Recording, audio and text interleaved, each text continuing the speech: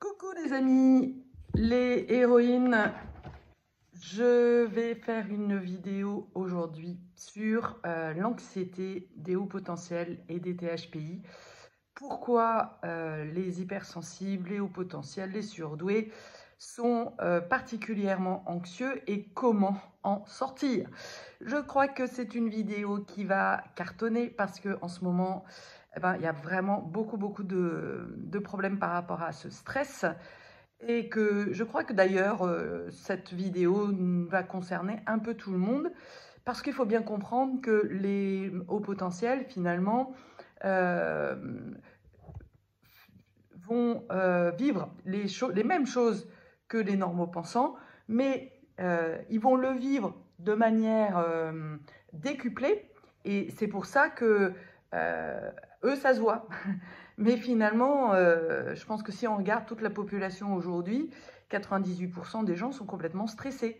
Sauf qu'ils ne le ressentent pas forcément parce qu'ils n'ont pas cette hypersensibilité. Alors, c'est parti. 10 points pour comprendre l'anxiété des hypersensibles et des hauts potentiels. La première des choses, mais ça tu le sais déjà, quand tu es hypersensible et haut potentiel, eh ben, tu te sens à part. Il y a vraiment ce syndrome du vilain petit canard dont j'ai déjà parlé sur cette chaîne, qui fait qu'on se sent singulier, pas comme les autres, pas comme il faut, et que du coup, on a ce sentiment de cette peur d'être rejeté. On le vit souvent, on vit souvent aussi beaucoup d'humiliation, que ce soit à l'école, voire même dans la famille, de dévalorisation, ce qui forcément va générer beaucoup de stress. Parce qu'il faut bien comprendre qu'en tant qu'humain, un enfant a besoin en fait de se sentir contenu, de se sentir intégré, inclus, et que s'il ne sent pas vraiment cette bienveillance et qu'il ne se sent pas accueilli, eh bien, ça va lui générer beaucoup de stress. Derrière ça, à l'intérieur de ça, il peut y avoir aussi, déjà dès l'enfance, le fait de ne pas avoir été désiré. Et ce problème-là va générer encore plus de stress parce que, par exemple, si tu es attendue comme fille et que tu... Non, ouais, si tu es attendue, c'est plutôt... ça peut être vrai dans ce cas-là, mais la majorité des cas, c'est plutôt l'inverse. Si tu as été attendue comme garçon, que tu as un prénom, par exemple, Carole, moi c'est un prénom masculin, c'est l'origine c'est Karl, Charles, etc.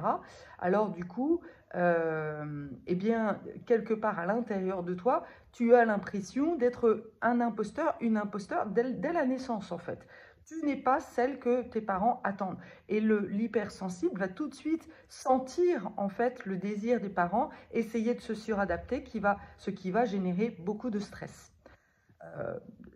L'autre chose que je n'ai pas mis d'ailleurs là-dessus, deuxième point qui sera un espèce de bonus, ce qui crée beaucoup de stress, c'est le syndrome du jumeau perdu.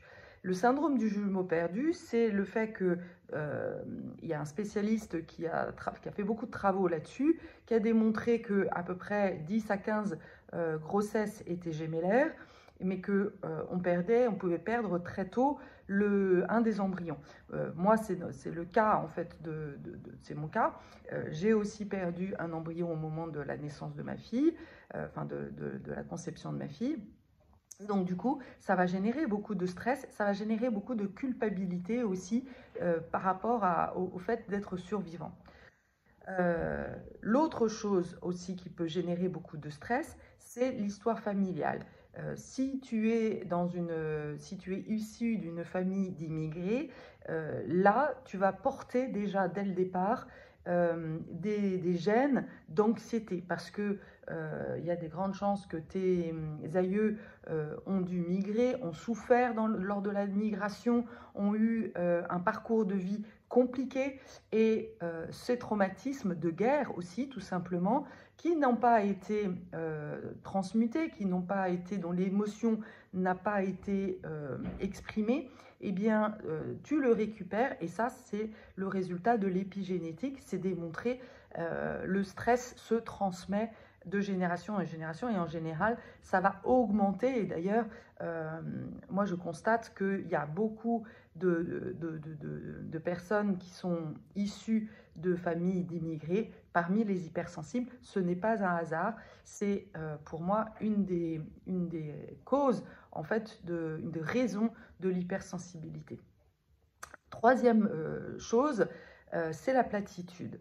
En fait, le surdoué a vraiment besoin de stimulation, il a besoin de nouveautés, il a besoin d'être nourri intellectuellement, et que ce soit dans sa famille, à l'école ou au boulot, eh bien, il s'emmerde.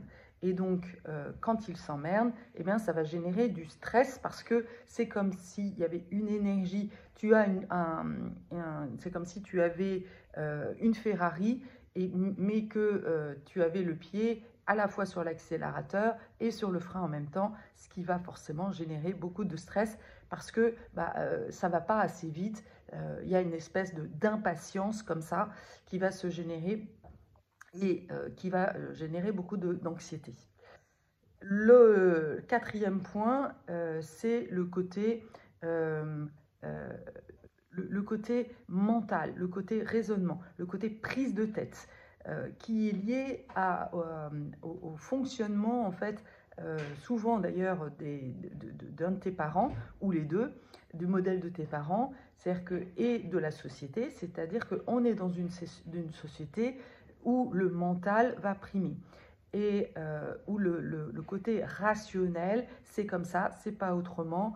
On va t'enfermer au fur et à mesure dans des concepts, dans des choses compliquées, A plus B, etc. Tu sais, les espèces de schémas là, mathématico-logiques, qui fait que peu à peu, tu vas être obligé de rentrer dans ce moule de raisonnement, c'est-à-dire tes choix vont forcément devoir être faits avec un mental. Voilà, est-ce que c'est un bon choix, est-ce que c'est pas un bon choix, et d'anticiper toujours le pire.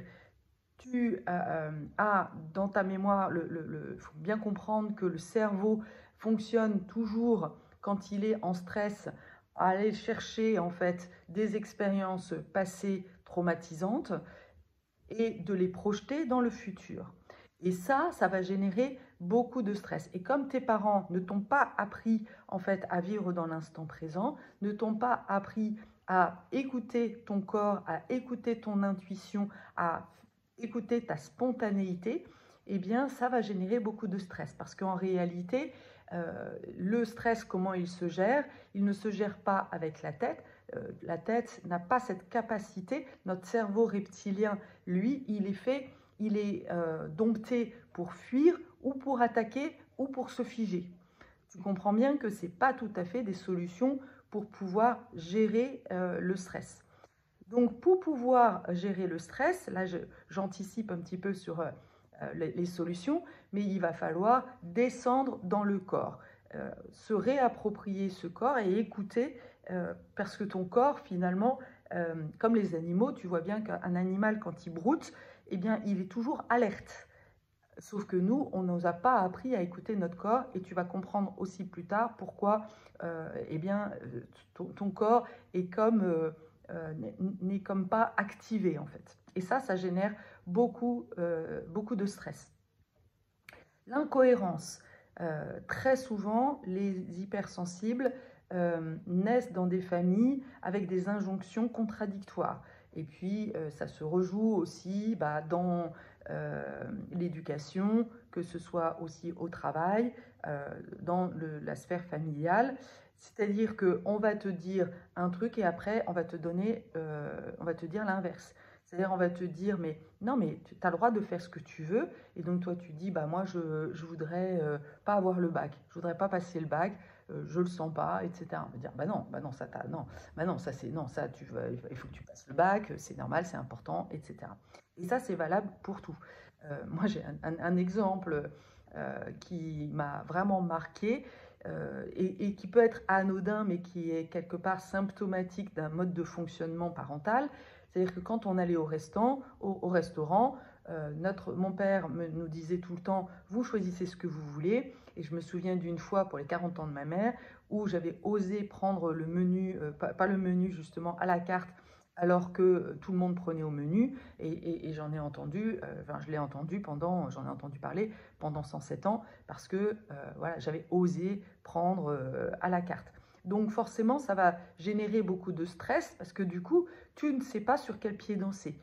Tu ne sais pas sur qui compter en fait. Si tu ne peux pas compter sur la parole de tes parents, bah, tu comprends bien que derrière, ça va construire une peur en fait de toujours faire une erreur. Tu as toujours l'impression que quoi que tu dises, ça va te retomber dessus en fait. Et ça va générer beaucoup de stress. L'insécurité. De manière plus générale, il faut bien comprendre que le stress est associé à une insécurité. Et derrière cette insécurité, il y a très souvent un problème de lien d'attachement insécure. Alors, sur le lien d'attachement insécure, je ne vais pas pouvoir développer ici, mais c'est le fait qu'enfant, ta mère, par exemple, parce que le lien d'attachement est quand même très souvent relié à la mère, ta mère n'était souvent pas disponible, elle travaillait beaucoup, peut-être même qu'elle t'a élevé toute seule, et donc, quand toi, tu étais en difficulté, eh bien, la première des choses que fait un enfant, il va chercher en fait la figure d'attachement, de sécurité, et il ne la trouve pas. Et donc, ça va générer énormément de stress. Parce que il n'est pas câblé, en fait. Un enfant à 7 ans n'a pas le cerveau suffisamment développé pour pouvoir gérer les anxiétés. C'est pour ça qu'il a besoin, en fait, de cette figure de sécurité. Mais si ta mère, en fait, n'est pas là au moment où tu en as besoin, eh bien, ça va comme déclencher, en fait, ton système nerveux. Ça va se faire une sonnette d'alarme, et comme tu n'as pas la capacité en fait de gérer tout ça, eh bien souvent le cerveau se met sur mode off. Et là, on va en parler plus tard. C'est la problématique de la dissociation, mais qui est la conséquence de ce problème de lien d'attachement insécure. Et puis, il y a aussi le lien d'attachement ambivalent, c'est-à-dire un peu comme je l'ai dit tout à l'heure, c'est un coup c'est sécure, un coup c'est pas sécure. Alors là, ça crée vraiment beaucoup d'insécurité et ça va générer beaucoup d'anxiété. Il faut bien comprendre que tout ça, c'est des choses que tu as vécues enfant. Ok, donc quelque part, ça t'a paru normal parce que c'était tes parents et que tu ne savais pas ce à quoi tu avais le droit. Mais que plus tu vas grandir, plus tu vas vieillir, eh bien, plus ça va remonter à la surface. Ça va demander à être géré et travaillé. Et donc, c'est pour ça que souvent, c'est aux alentours de 35-40 ans que l'anxiété devient à son top, surtout en ce moment. On a un environnement qui va quelque part rappeler, en fait, réactiver cette insécurité, et donc toutes les peurs, toutes les angoisses vont remonter à la surface. Mais c'est une bonne nouvelle parce que c'est le moment justement eh bien, d'aller travailler et de se libérer de tout ça. Le septième point, la septième raison pour laquelle tu peux avoir développé une forte anxiété, eh bien, c'est l'interdiction de se faire plaisir. Et alors là, c'est quelque chose que je retrouve très fréquemment. Là encore, c'est lié au côté, la société telle qu'elle est faite aujourd'hui, ou qui, avec une injonction très forte de travailler dur, on est là pour souffrir, on est là pour trimer, on est là voilà, pour gagner son pain à la sueur de son front ou souffrir en donnant naissance. Enfin, tout ça, c'est les principes bien judéo-crétins. Je dis bien crétins et non pas chrétiens. Mais oui, parce que et le sacrifice, enfin, voilà, tous ces principes-là sur lesquels en fait l'éducation de nos parents a été basée et qui se répète de génération en génération et qui fait que non, le plaisir c'est interdit. que dès que si tu étais enfant, toi, tu avais envie d'aller jouer, bah non, on te demandait déjà de finir tes devoirs. Tu avais envie de te faire plaisir juste à écouter de la musique, ah bah non, c'était trop fort, etc., etc.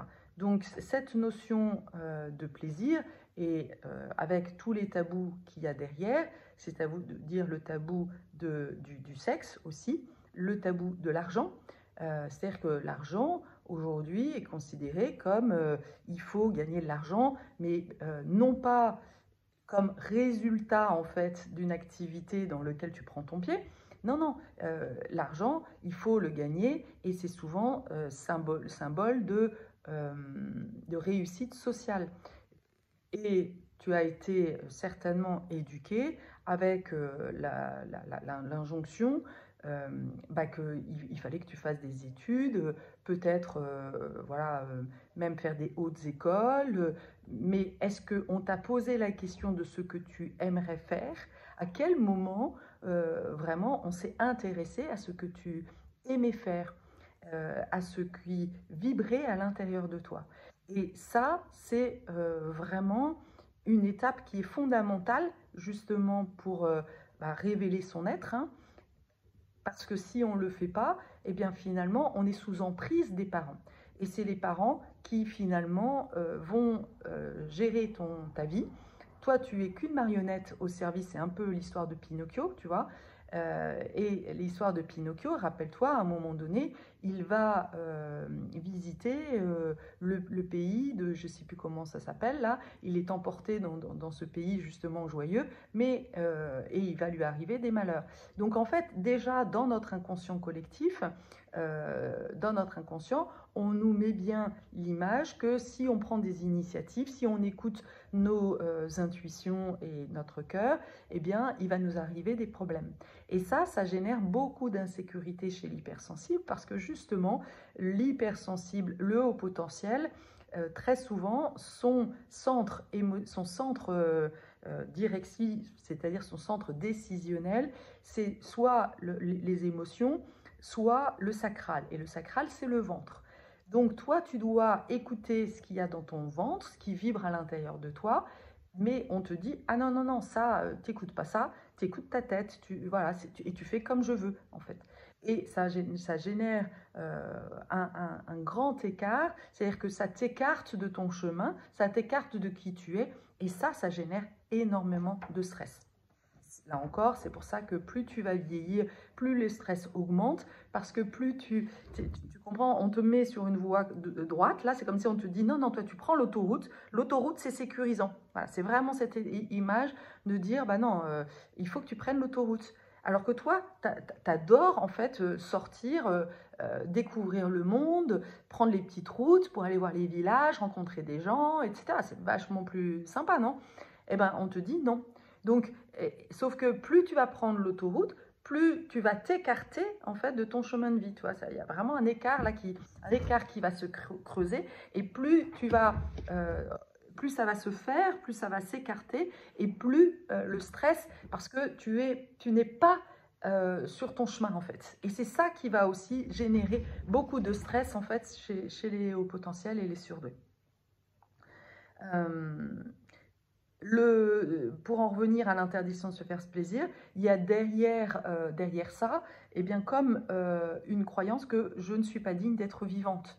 Donc, la solution par rapport à tout ça, c'est soit de mourir, et c'est pour ça que souvent ça entraîne des dépressions ou des burn-out. C'est pas l'environnement ne fait qu'accentuer ça, mais c'est déjà dans la graine dans laquelle dans l'environnement dans lequel tu vis au départ en fait. Donc pas digne d'être vivante. Donc finalement, bah, tu fonctionnes comme une morte vivante et voilà. Et c'est ça qui va évidemment générer beaucoup de stress. La dépression vécue par les hauts potentiels, ce n'est pas une dépression classique, c'est une dépression existentielle. C'est parce que tu n'es pas sur ton bon chemin. Autre point qui est en lien, c'est qu'il faut bien comprendre que c'est une histoire énergétique, c'est la vibration énergétique. Les hauts potentiels et encore plus les très hauts potentiels ont un taux vibratoire très haut. C'est-à-dire qu'ils arrivent sur Terre, ils sont déjà avec une vibration très haute. Ils ont beaucoup d'énergie de vie, souvent liée au fait que ta mère était un peu dépressive et donc comme pour compenser cette énergie morbide, eh bien, tu vas développer une double énergie de vie, aussi en lien avec le jumeau perdu, parce qu'il faut bien comprendre que comme quand le jumeau décède, il te transfère, c'est comme si tu récupérais en fait son énergie. Et donc cette énergie de vie, donc c'est ça qui fait que toi tu es vraiment même plus qu'une Ferrari, tu es un vaisseau, tu es une fusée quoi en fait. Et donc cette fusée, ben, si elle décolle pas, et ben, évidemment elle va être super frustrée. Si tu sens la frustration, si tu as l'impression d'avoir vraiment quelque chose à faire sur cette terre, mais de ne pas arriver à décoller, de ne pas arriver à te mettre en route, eh bien, tu peux être sûr que tu étais HPI et que du coup, c'est la raison pour laquelle tu sens beaucoup d'anxiété parce que tu ne fais pas ce que tu devrais faire en fait. Donc, si tu n'utilises pas cette énergie, eh bien, forcément, elle va devoir se transformer en stress. C'est lié aussi, ce mécanisme est lié aussi à des mémoires traumatiques.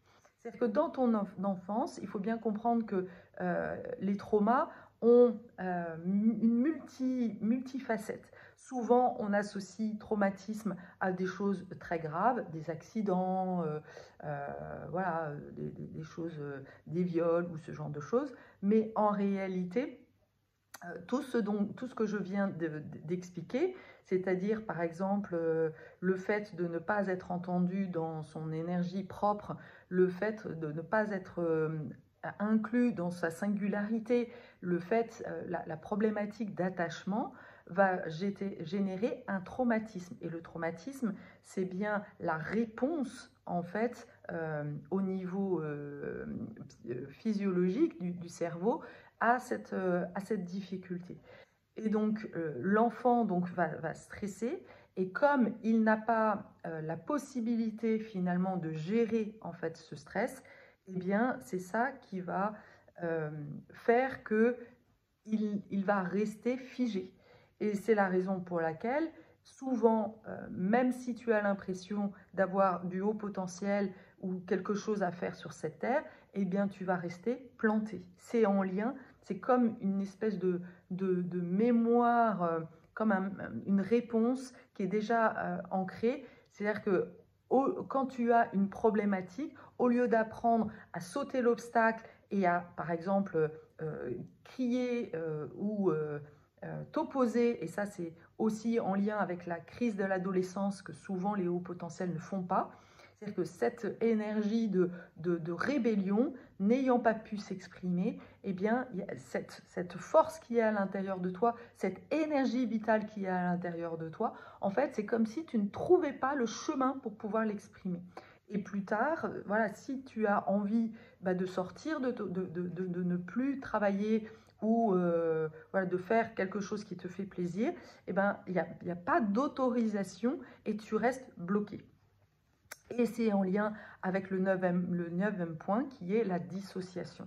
La dissociation étant la réponse à un traumatisme, le cerveau n'étant pas capable en fait ni d'attaquer ni de fuir, eh bien il va se figer. C'est comme si tu vas sortir de ton corps, et c'est ce qui fait que souvent face par exemple si il y a quelqu'un qui te dispute ou si tu es face à vraiment un défi de vie, quelque chose, une surprise, mais un truc un peu choquant qui t'arrive, eh bien, tu restes figé parce que c'est la réponse que ton système nerveux a trouvée pour te sécuriser et pour assurer ta survie. C'est une réponse de survie qui a été enclenchée souvent très tôt dans l'enfance. Ça peut être même au moment en fait de la naissance. Euh, Par exemple, je vois aussi quand même pas mal d'hypersensibles qui sont nés sous couveuse. Eh ben, le fait d'avoir été sous couveuse va générer beaucoup de stress et va faire que tu n'as pas de choix que d'avoir, hop, mis ton cerveau sous off. Et donc, il va falloir réapprendre à activer, à te mettre en colère, à dire non, à dire stop, à t'affirmer parce que bah, à l'intérieur de toi, euh, tu n'as pas appris ça.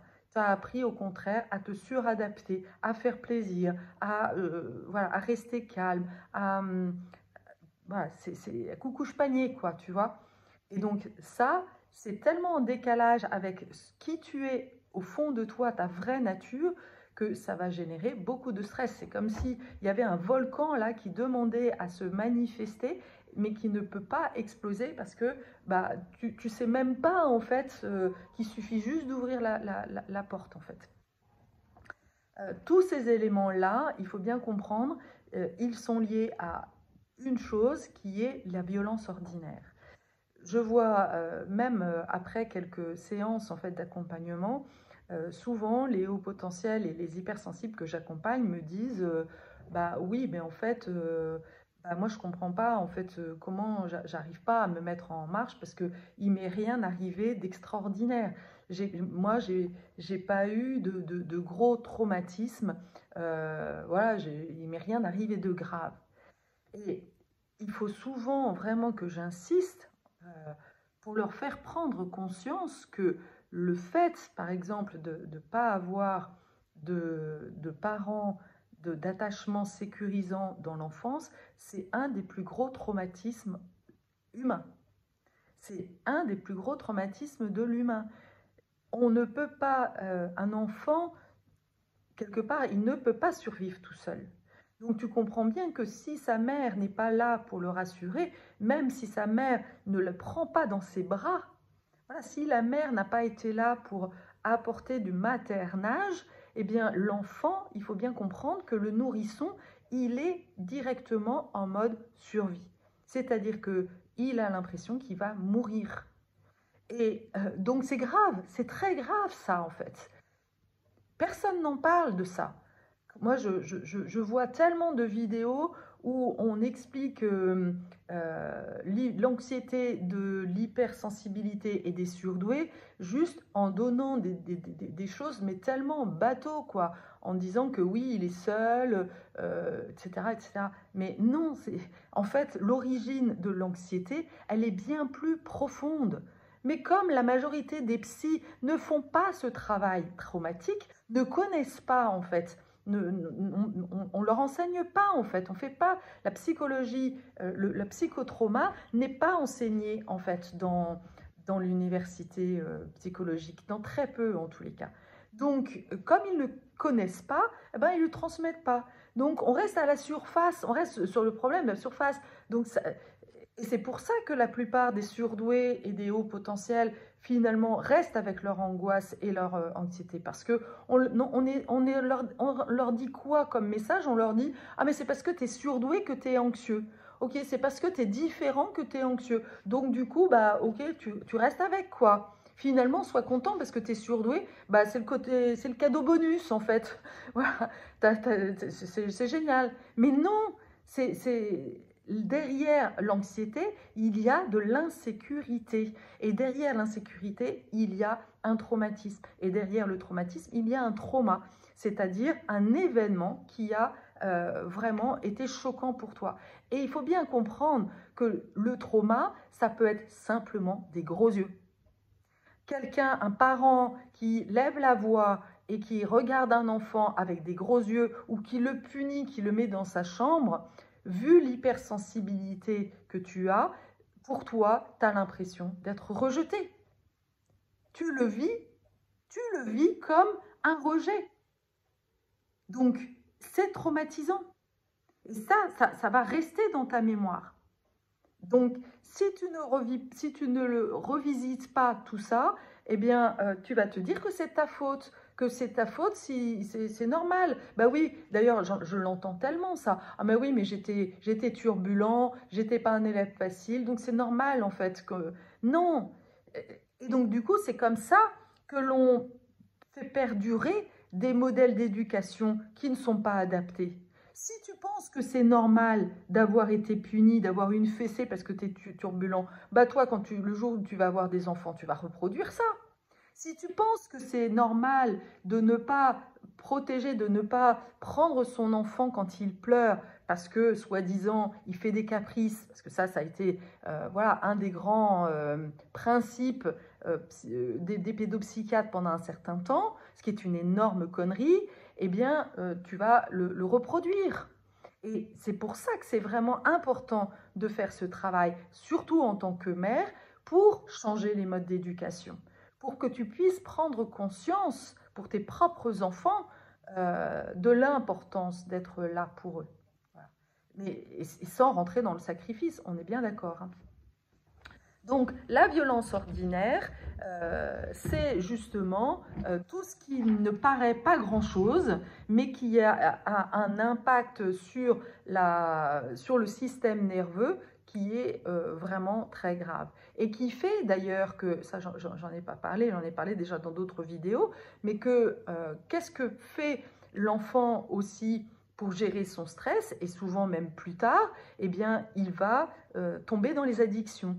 Parce que les endorphines, eh bien, c'est une réponse, normalement on a des endorphines à l'intérieur de nous, et donc ces endorphines-là sont là pour calmer en fait le stress. Mais comme enfant, justement cette endorphine n'était pas à disposition, eh bien, y a eu, t'as développé en fait des mécanismes, et que souvent l'addiction va être un moyen d'endormir le stress. Mais ça va rien solutionner en fait, c'est juste mettre une rustine dans un trou béant en fait. Donc là, il est vraiment important de comprendre en fait, et de revivre et d'accepter, de plonger un petit peu dans ton histoire pour en retrouver la source, et pour pouvoir justement comprendre en fait l'origine de tout ça, et remettre les choses dans le bon ordre pour apaiser, et pour que ensuite tu puisses être observateur de ce qui se passe. Après, quand l'angoisse vient, tu sais d'où ça vient en fait. Voilà. Alors, ça, c'est une des solutions, enfin, un des premières réponses, en fait, à l'angoisse profonde des hauts potentiels, des hypersensibles et des surdoués, c'est justement de faire un travail sur soi, d'aller revisiter un peu de son histoire pour se libérer, justement, de tous les mensonges, de comprendre que finalement, ce que tu pensais normal n'était absolument pas normal, et de reconnaître, et d'être vraiment en autocompassion, ouais, de ce que tu as vécu, et de voir que bah, tu as bien morflé en fait. Donc ça, c'est déjà la première des choses. Et puis, ce qu'il faut comprendre, et c'est ça la partie la plus joyeuse en fait du processus pour les surdoués et les hauts potentiels, c'est que face à cette anxiété, eh bien, il va y avoir deux choix. La première, c'est de l'étouffer, c'est ce que tu fais en général de manière automatique, donc qui conduit à de la dépression ou du burn-out. Mais la deuxième façon, c'est de comprendre que derrière le stress, eh bien, il y a de l'énergie qui est à disposition, et que la meilleure manière en fait de sortir en fait de la dépression et du stress et de l'angoisse quand on est au potentiel, eh bien, c'est de l'utiliser, et pour évoluer et pour se recycler. Il y a derrière le haut potentiel un besoin de se recycler, de se renouveler. C'est comme la renaissance, c'est le mécanisme du phénix. On renaît de ses cendres, et on va transcender les peurs, on va transcender justement les interdits pour changer justement de fonctionnement, et pour incarner eh bien justement un modèle beaucoup plus en adéquation à ce que tu aurais souhaité. Et c'est parce que tu as souffert de tout ça que tu sais mieux que personne de quoi tu as besoin, de quoi un enfant a besoin ou un adulte a besoin. Donc c'est pour ça qu'il y a beaucoup de hauts potentiels qui ont eh bien, à transmettre ce savoir en tant que thérapeute, en tant que coach, en tant que mentor, mais ça peut être aussi utiliser cette énergie de vie eh bien, dans un projet, quel qu'il soit, une start-up, un projet créatif.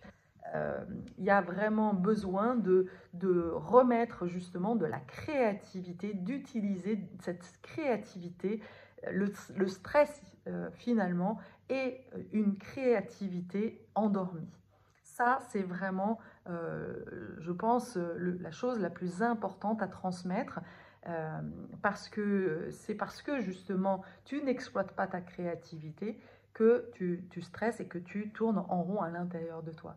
Et une fois que tu vas décider, et ça va générer beaucoup de stress là aussi, parce que quand on sort de dans sa zone d'habitude, évidemment, ça va réveiller des peurs. Mais là, c'est pas une peur qui t'enferme, c'est une peur c'est comme une excitation en fait. C'est l'excitation de l'enfant, voilà, qui s'apprête à faire quelque chose. Waouh, qui le met au défi, quoi, en fait. C'est relever le défi.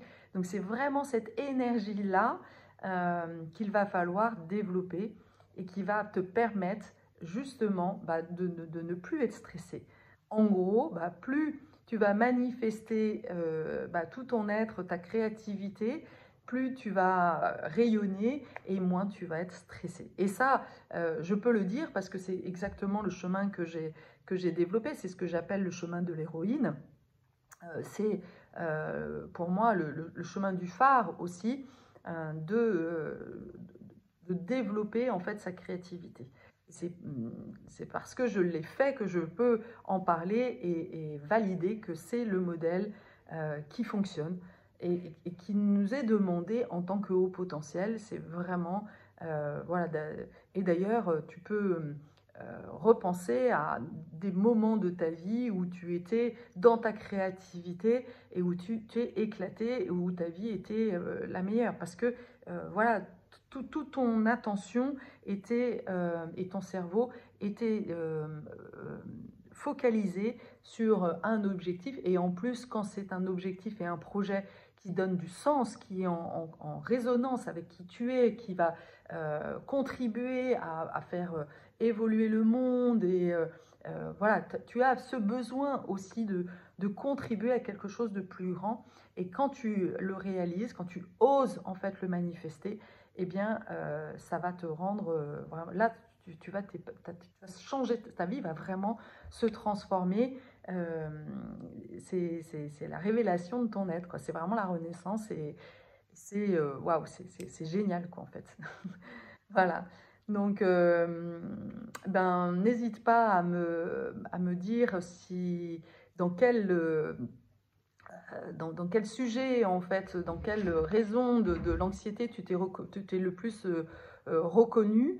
Est-ce que ça fait sens pour toi de comprendre que derrière le stress, il y a à la fois de l'anxiété, mais que c'est aussi quelque part une énergie à recycler. Voilà, j'ai hâte de lire tes commentaires et je te dis à bientôt.